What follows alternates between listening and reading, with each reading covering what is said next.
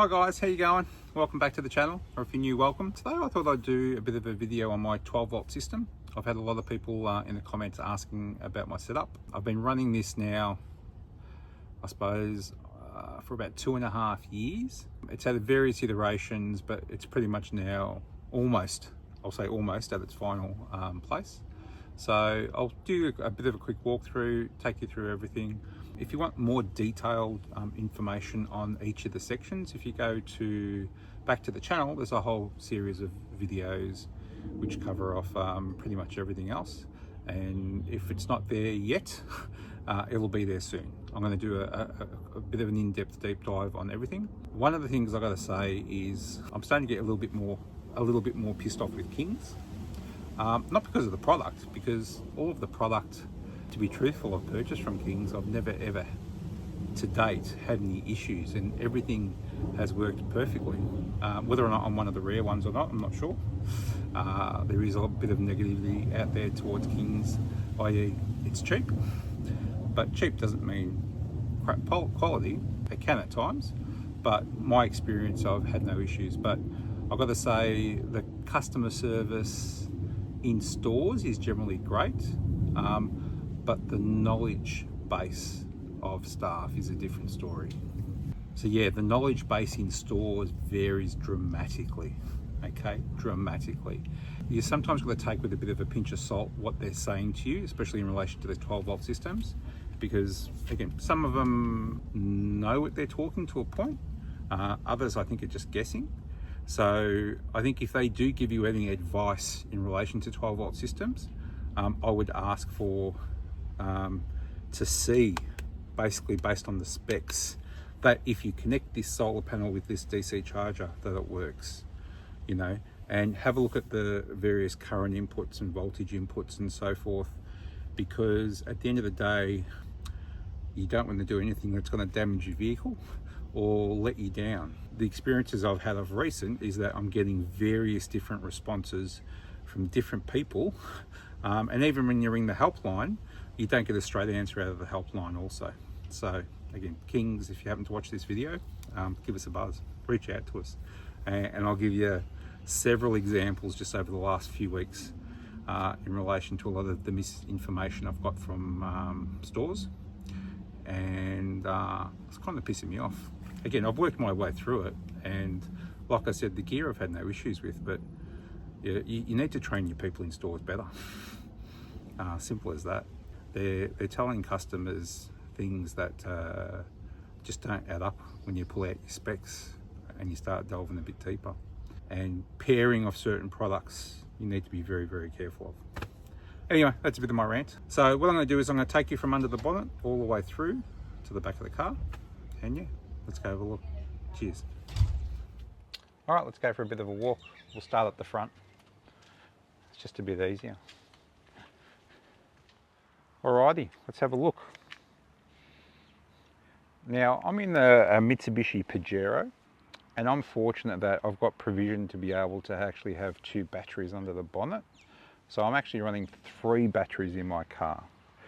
Whether you consider it overkill or not, but the way I use my car on the top of 4-wheel driving, I do.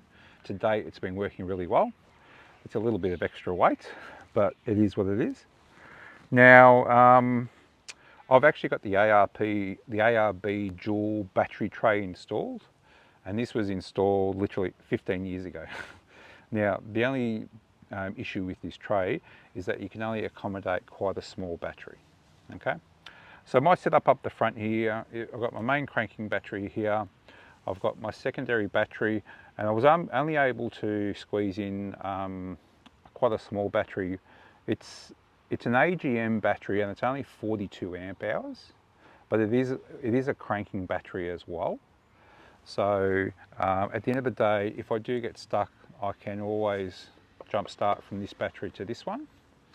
And the way I've got it set up is I've got the Kings smart battery isolator. Now, with my vehicle in particular, this isolator works with the setup on my alternator. Now, this is something you need to be very careful of, is that with a lot of cars these days, they have smart alternator or temperature sensing alternators, and if you have one of those, this will not work with that type of alternator, okay? So in my instance, it's no dramas. And what this does is, if you're only running this dual battery system and you don't have a smart battery isolator in there, what will happen is if you just had these connected directly to each other, there's a good chance that if you connect anything to this battery, it will drain your cranking battery at the same time, and you'll end up with two flat batteries, okay? So that's why it's essential to have this smart isolator. And what this does is this will charge this battery to a certain point. It protects it from being overcharged. So it works perfectly for what I do. In my instance, what I have running to this battery is I've got my CB running to this one, and the CBs can run when the car is off, okay? And I use this one, and I run quite a heavy duty cable to the back of the vehicle, and this actually runs my King's oven. And I'll explain about that in a minute. I've also just got this Anderson plug just in case I needed to plug in anything additional on camp. I always try and make sure that there's multiple options in relation to these batteries for connecting of product, all right? Other things to keep in mind is that when you purchase this King's isolator, in the kit it comes with all of this. So you've got some heavy duty cable depending on the battery type, your various different clamps, and then eyelets as well. So that's the complete unit. Otherwise she's pretty simple and straightforward, okay?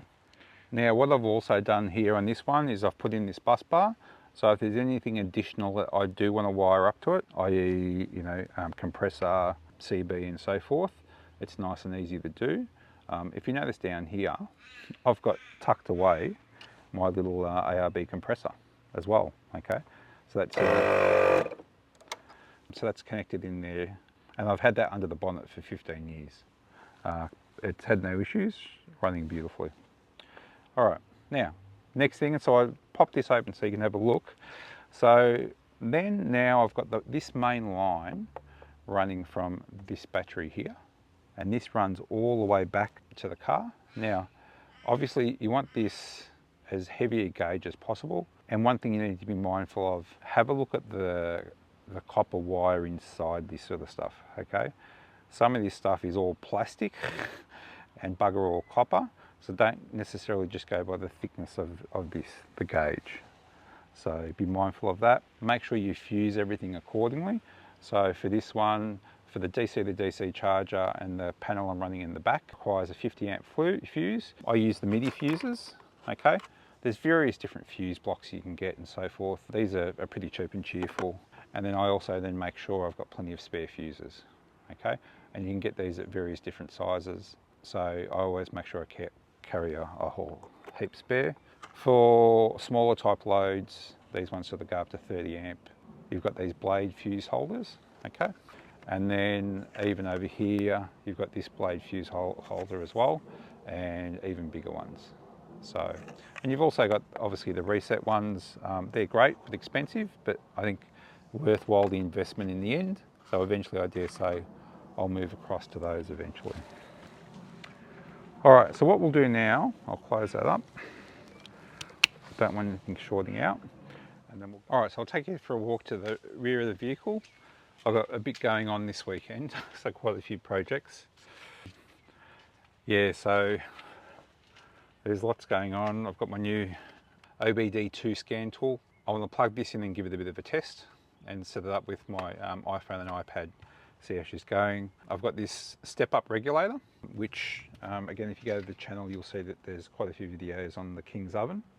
But yeah, one of the things about the King's oven, love it, great. Been using it for a year or so now with no issues. But one of the key issues, and I'll show you here, we'll crank that up. She draws about 10.6, almost 10 amps, okay? And this is the one I was telling you about, is connected to that secondary battery out under the front. So I don't flatten my battery in the rear, and my battery in the rear actually sits just behind this. All right guys, so I'll give you a bit of a look at the 12 volt. I've just taken the lid off for you so you can sort of see it. So that's my King's 115 amp hour. You can see it's got the screw fittings there. I've made sure that I've connected it up to the main control panel with the 50 amp Anderson plug, so it makes it easy to pull the battery out if I need to change it over. Again, I've upgraded all of the wiring which supplies from the front of the vehicle, all the main wiring to the control panel, so she's nice and chunky. Check all that out thoroughly. You can see there you've got the Victron Smart Shunt, so they've tucked away there in the corner, and I've got to say that's been perfect. Worked really well. And then, like I said, at the front the main line is fused with a 50 amp fuse, and then before it connects here to the battery, it's also fused again with a 50 amp fuse. So make sure you carry plenty of fuses, just in case something happens or something shorts out. So, but that draws bloody 10 amps. So when you've got sort of fridge and freezer and everything else connected to this one battery in the rear, this is where I needed the third battery, because we did a big Central Australia trip last year, and that ended up creating a lot of problems when I was using it when I wasn't driving. If you're driving and using it, perfect, no issues, you'll have no issues. But in my case, I needed to come up with the solution, and running the third battery was it. Yeah, and then again, I'm changing fuel filters, injection cleaner, air filters. So just picked up my little tiltometer. So I'll be giving that a bit of a run. All right, let's have a look. All right guys, I don't know if you can hear it, but it's just started to rain. This is one of the great things I found having this awning, is the fact that I can work under here with ease and not get wet. And it's fantastic. So it doesn't slow me down in any way, shape or form. Absolutely love it. And again, go to the video, check it out. There's quite a few extensive videos. You can actually see it in the rain and how she performs. Anyway, let's get stuck into it. All right, so this is my setup in the rear, okay? So I'm running a King 75 litre fridge freezer, okay? I'm running the King's 12 volt oven. I'm running a variety of lighting on the awning, as well as I'm actually about to install some rock lights underneath the car. Just picked up the new Bridgestone All-Terrains, the KO3s. Again, check out the channel, the video on the channel. But I'm going to install a whole heap of rock lighting underneath. Then I'm also running the King's 1500 watt inverter, just tucked in down there. And then I've recently just bought the induction cooktop, all right? And then obviously charging a variety of devices, you know, laptops, iPads, and whatnot. And I'm running a King's 115 amp hour battery, which I've now had for over 2.5 years. And I've got to say, I'm absolutely amazed with this battery. It's done an absolutely amazing job. And again, I have absolutely thrashed it. Flattened it down so much, so many times, and she just keeps coming back to life. And also on the roof, and I'll just give you a quick squeeze because it is raining, the new 200 watt fixed solar panel. And again, go check out, because I've got quite a unique take on it, go check out the video for this one. That's my latest edition, only gone in probably about a month ago. Alrighty, the setup. So the battery in the front of the vehicle works in total isolation to everything here in the rear, okay? The brains of this setup in the rear is the King's 25 DC to DC charger, okay? Now this is the Mark II version. There was the Mark 1, this is the Mark II, and then on the market currently now, and I'll show you up here, is the new 25 amp one and the 40 amp one, all right? So this particular King's unit I've been running for 2.5 years without an issue, okay? I've had no problems whatsoever. Whatever it was supposed to do, it has done, and it's done flawlessly, okay? The only thing up until a month ago, which I never got the benefit out of, was the solar priority charging, okay? So previously I had a King's foldable 160 watt panel, and with the King's 160 watt panel, it was, I suppose, the perfect setup for what I needed, in that it was only ever going to be a portable panel that I used when I was stationary, okay? And this is where things get a little bit confusing for me, right? Now, and this panel though has a built-in regulator. Now, if you're using a solar panel with a built-in regulator with the DC to DC charger, it will not work. So you have to bypass the regulator on the panel if it has one, okay? So again, I worked it out eventually and then it started working. Now, when we look at the specs for this DC to DC charger, you can see that the solar input working voltage range is between 9 and 19 volts. So therefore, perfect, ticks the box, okay? So no issues whatsoever, and we know it's a 25 amp. So this particular panel here only outputs 8.75 amps, so perfect pairing, no issues whatsoever. And the whole combination of the unit and the way I've got it all wired up works absolutely perfectly. I've got a few things wired up to the switches on the control box. And there's a couple of different control boxes out there at the moment, but with this particular control box, it comes with basically all the switches. You can pump up to 16 amps max current through the switches, and then the power sockets, 20 amps, okay? Then you've got your USB sockets, which pump out a max of 3.1 amps. And the Anderson plug, you can get 20 amps out of, okay? So these are things you need to be mindful of what you're plugging in, okay? You can't just plug something into a 15 amp switch that draws 20 amps, or else it's gonna blow the fuses on the fuse box. So pretty much everything that's on here is then fused to that fuse panel. And the other thing you need to be mindful of is you can't just increase the fuse. If it's got a 15 amp one in there and pop a 30 amp blade fuse in there, because the wiring is only specified based on the fuse and the current for that. And then that fuse block is only specified to a certain current level. So these are things you need to be mindful of. I'm not a big one for reading instructions, but mate, when it comes to electrical sort of stuff, if you're going to be doing DIY stuff, you need to pay attention. Otherwise, get an auto elect to do it. So these are things you need to be very mindful of. The way I've got this here is this, I can plug something into it which draws 20 amp. This is the solar input. And then the solar panel on the roof at the moment, because I'm in the process of setting up, I've got this additional 6-meter cable. And literally, the only reason I've got that cable there is because this cable here doesn't run to that point there. So once I get it all wired up, it'll all be taken care of. But for instance, I've got these little monitors. So with this one in particular, it monitors the current solar input. And at the moment I'm getting 0 amps because she's raining and she's overcast and there's not much going on when it comes to sun. All right, now at the moment I've got the fridge in the car which runs 24 hours a day, and the fridge has been running 24 hours a day for the last 6 months without any issues whatsoever.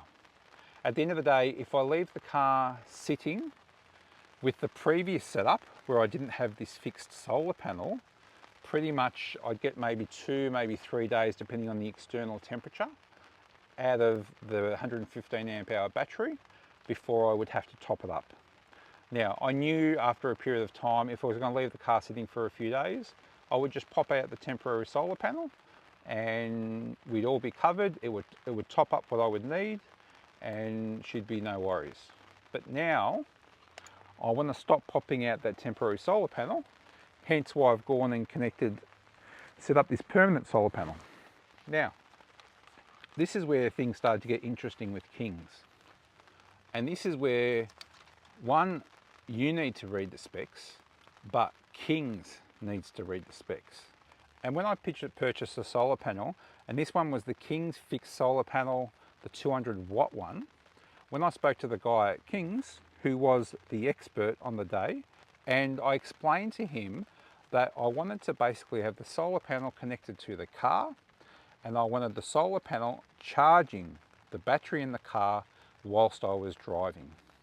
I explained to him exactly the unit I had in the car, and it was the Kings Mark II, and it was on the wall inside, so I pointed it to him, and I said, okay, what would be the best pairing of permanently mounting a solar panel that you have on my car that would work with this? That would mean that I would get solar priority charging, and that would take the stress off the alternator and actually save a bit of fuel. And he said, yeah, no worries. This is the one for you. So the deal is here, with this solar panel being paired with this particular unit, it states here clearly that the Pmax current on this is 9.8 amps, and then the Pmax voltage is 20.4 volts. Okay, so straight away now that I look at the specs, this is saying that basically the maximum, right, charging current is 25 amp, which again ticks the box with that solar panel, but the maximum solar input working voltage is only at a max of 19. So that exceeds, and so what is advised goes against the max values on this for voltage, right? But it doesn't make mention in relation to the solar priority charging. Now, I've gone through all the literature and so forth, and I couldn't find anything where it actually said that when would the solar priority kick in. Now, this was the issue, I suppose. So I ended up going in, speaking to a variety of different people, and in the end, the way it works is that they said that if the solar input on this is above the alternator input, then the solar will take over. That is not the case, okay? So we tested that, I took it down to them, showed them, and definitely was not the case. So they said that the unit possibly was faulty. I said, well, it's been working properly for this long, you know? And so I was a little bit dubious about it because I was getting all sorts of different information. So I rang up the helpline. Then I spoke to the guys at the helpline, and they didn't even know. So they had to ring up Kings in Queensland. They rang up Kings in Queensland. And then basically what happened then was he then came back to me and said that it would have to be in excess of 16 amps in order to have that click over and have solar priority over the alternator. Now, I've had up to probably 12 amps of solar pumped into it, and it still has not prioritized the solar over the alternator. So I'm gonna test it out tomorrow, and I'm gonna pump 2 solar panels into this, which will get me up to probably the 25 amp. And let's see, we'll turn the car on and we'll find out at what level the priority charging kicks in. But this is the problem I'm having, is bloody no one knows what's going on. And I get a different answer from different people. And yeah, it would be great if the King staff knew what they were talking about. But I digress. All right, guys. So what I've just recently done is I've made this splitter cable where I can feed 2 solar panels into the solar priority charging. And as a result of this now, I can get the current up above 15 amps, right? To test whether or not the solar priority charging is working and when does it actually cut in. So you can see from the chart there, the solar priority charging was working at 17 amps. You can see that now it's gone to the alternator, and the reason before that is that the sun has gone into cloud. Okay, so what's going to happen is when it does peer out from the cloud, you'll see that the solar priority charging will kick in. Now, what I've witnessed is that I've had the solar coming in at about 13 amps, and the solar priority charging still works at that level. So for those who want to know definitively when does the solar priority charging kick in on the King's Mark II DC to DC charger, the 25 amp one, it cuts in around that sort of 13 amp mark. But I'm excited about this because I definitively know. I'm sick of asking Kings and no one bloody knows when the solar priority charging actually kicks in.